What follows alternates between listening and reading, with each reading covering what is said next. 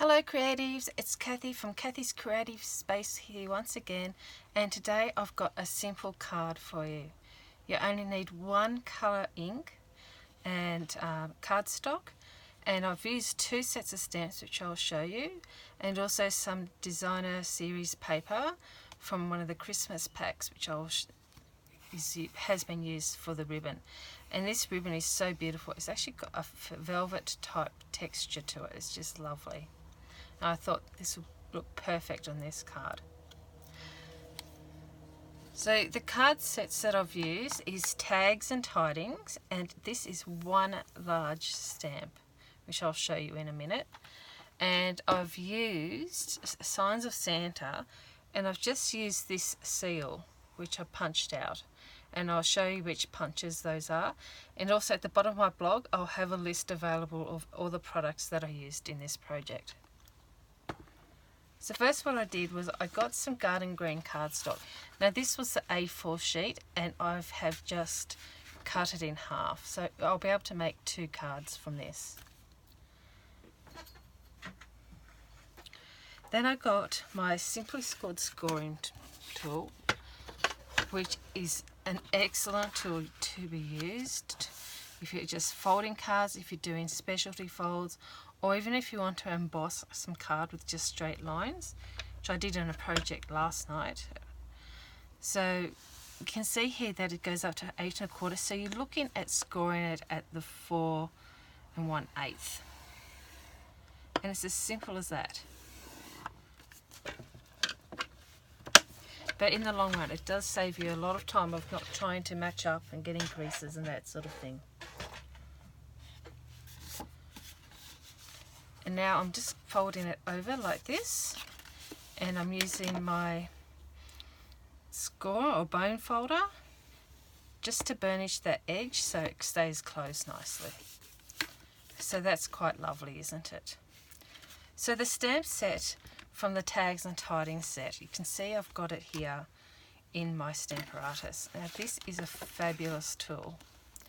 You can buy a pack of grid paper, which I haven't received yet in the post, to sit inside here so you can line up exactly where you want your cardstock to go after setting, and then also setting up where the stamp is going to go.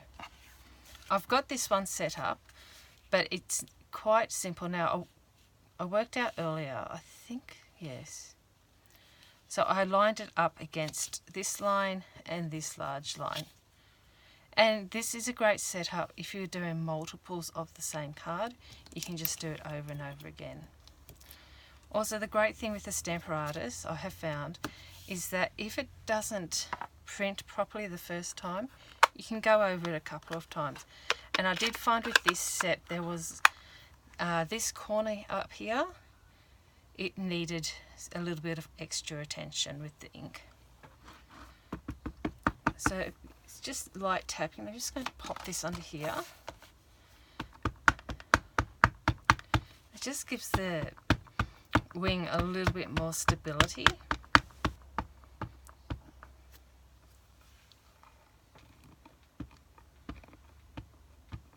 And as I said before, you need a little bit more ink, but because this tool is such a great invention, we can do it again and again if need be.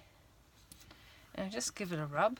Now you think that green on green, and these are both the exact same greens, you wouldn't see the print that well, but it does work really well.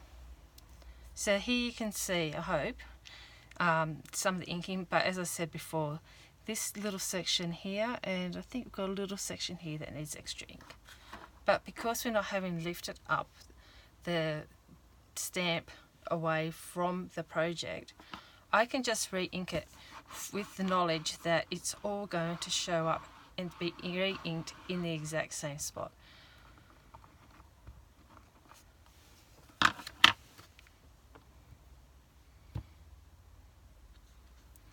So in this instance, I'm using this stamp set as a background stamp,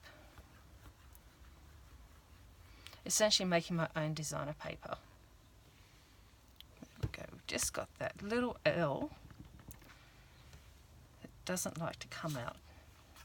So I just little bit of a wipe. Now, when you are inking up your stamps, do it very gently. It doesn't need to be smooshed on and loads of ink. It's just like giving it a little kiss. And I'm telling you, I've used this set a couple of times now, and that L just does not like me. That should do it. There we go. And we've just got a little smudge there.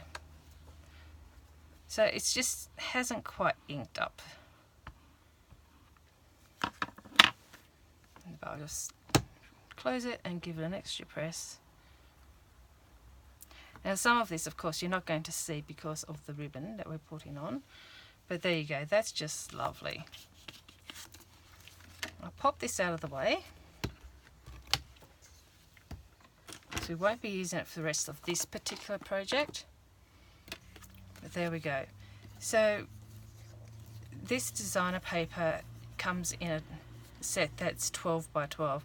And I literally cut 1 inch off one of the sides. You don't need any more than that.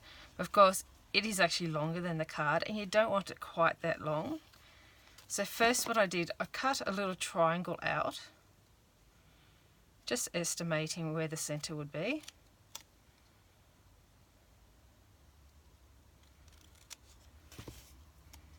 There we go. So you've got that nice little flag, and then just I gave it a chop off the end.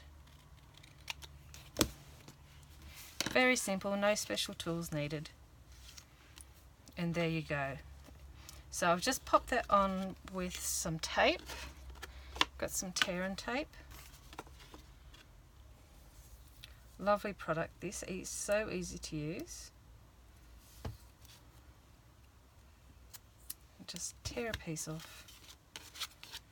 And that's the side we want to attach it to. Now if you do put too much on, you can just tear it again. And pop it aside. And then you just take that white plastic layer off.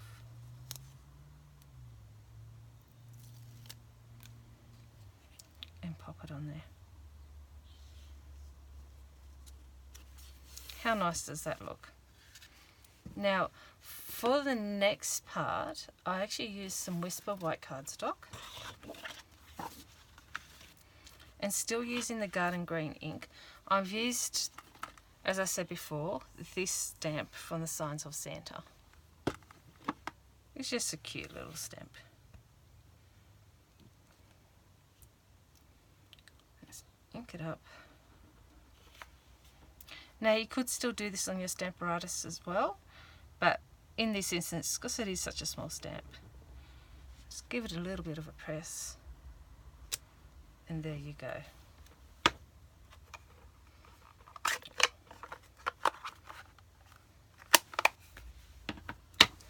And for this project, part of the project, I've got my 1 1/4 inch circle. So when you line it up, do it through the bottom. You can see where everything lines up to. And as simple as that. And also with the garden green, I used the 1 3/4 punch. Once again, this way you can make sure you're losing as little paper as possible. There we go. And circles punched out. Simple as that. So now to mount these onto my card, I'm using some dimensionals. It just gives it that little bit of extra oomph. And so I just pop 2 on the back of the small circle.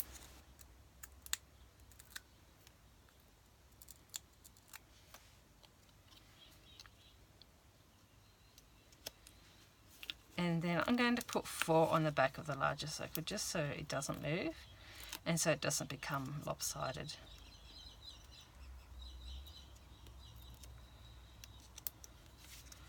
And the little back plastic comes off very easily and you're left with quite a sticky